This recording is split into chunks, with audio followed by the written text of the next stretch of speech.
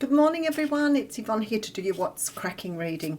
I still have not got myself quite organised, and I am sort of trying to spend as much time as I can getting into my job, so just bear with me. All right, we're going to use the Mystical Moments Tarot here. So this is a really beautiful deck. It has additional cards, so you may see the additional cards come around. Before we start, a huge thank you to you all for your support and your love. It's what keeps me going here. All right, so we have the Four of Cups coming through. So the Four of Cups is a card that sort of talks about boredom. It talks about being sort of fed up with what you've been getting and not really engaging with something new. So it's maybe that you've sort of got to a point where you keep seeing the same things over and over again, or, you know, just what you're receiving is not exciting you. But when the Four of Cups comes around, it's sort of saying that you are not satisfied with what life is giving you at this point in time.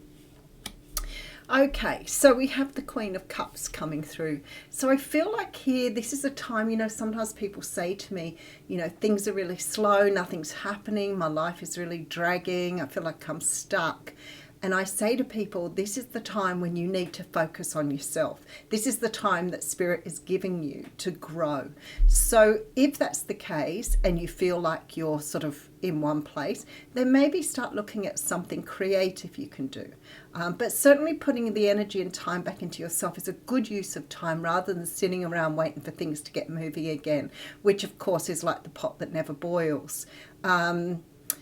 So I feel like here the universe is saying if you're unhappy with things and you're not happy with the way things are going in your life, try to up your beat. Try to get your vibration higher by loving yourself, and that will start moving things along.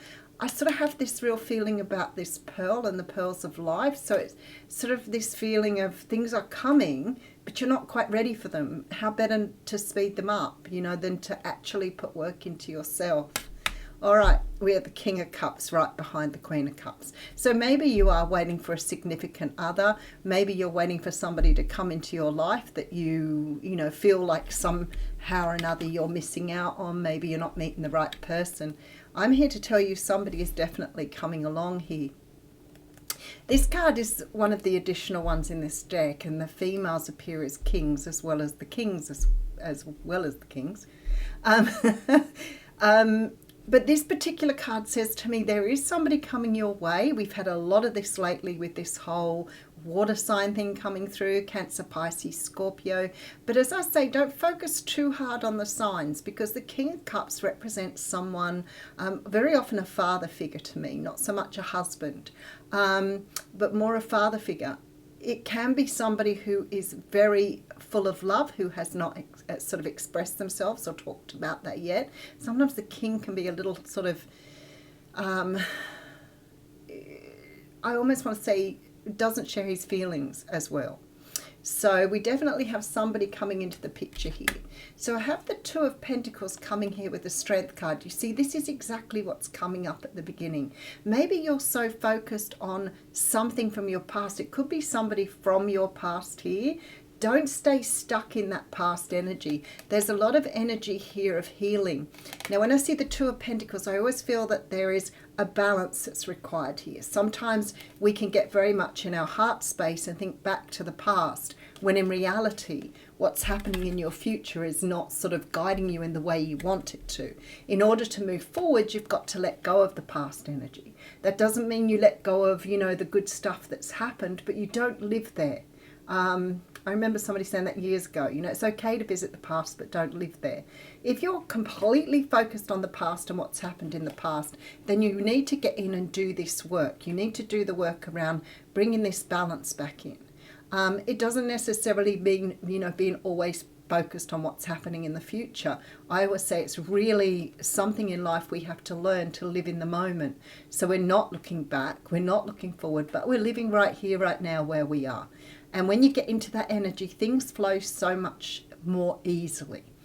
We don't stress as much. We don't have as much anxiety. We don't get depressed as much. So if you can live in the moment, then you can sort of get yourself to an energy of understanding what you have in this moment is all beautiful. So it sort of brings around some energy of need, feeling grateful for what you have. And I feel like this is what's happening here.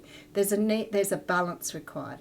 There's a need to live in the moment. There's a need to appreciate everything around you. If you're really stuck in this past energy, then maybe it's a good idea to start going for walks. Find a nice park somewhere, sit for quiet time, but find things that make you feel good inside.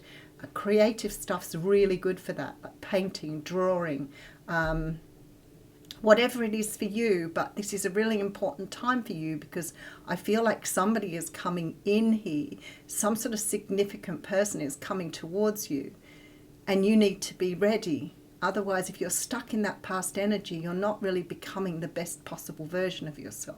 Could mean that your vibration needs to be lifted. Singing and dancing is always good. All right, let's have a look at what we've got going on. Oh, well, there we are. The Empress here.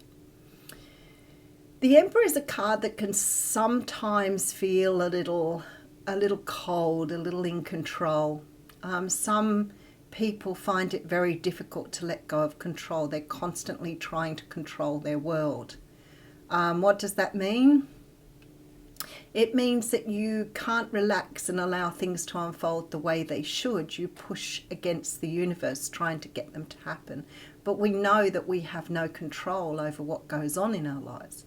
I always say to people, you can control when you brush your teeth and you get dressed, and you can control yourself going to job interviews, but at the end of the day, so many things are beyond what we would like to control. So once we realize that, we start to understand it's okay to let go. Taking your power back, complete opposite. And for some unknown reason, power and control have got very mixed up in our day and age. You can be incredibly powerful without needing to control outcomes or control other people around you. And I feel like the Emperor's got that mastered in this energy. It's like he's understanding here, whoever this is I'm speaking to, that it's okay to have power in what you're doing, but not a good thing for you to try and control the outcomes. So if you're going to put power into anything, power into yourself, power into the energy that you need to have to bring about or manifest what you want. All right, so we have the Five of Wands coming through with the King of Cups and Queen of Swords.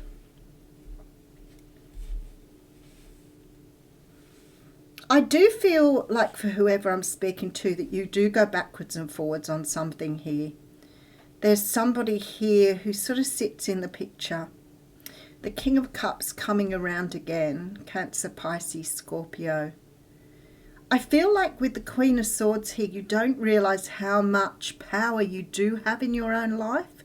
You're very focused on what you don't have.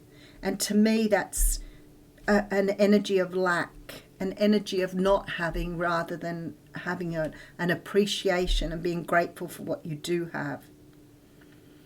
So it's very much this energy of going backwards and forwards with this lack energy. Maybe that's what you're doing with the past. Maybe there was something you had in the past that you keep going back to and not realizing the power you have in the moment. But this King of Cups is very strong in the energies here.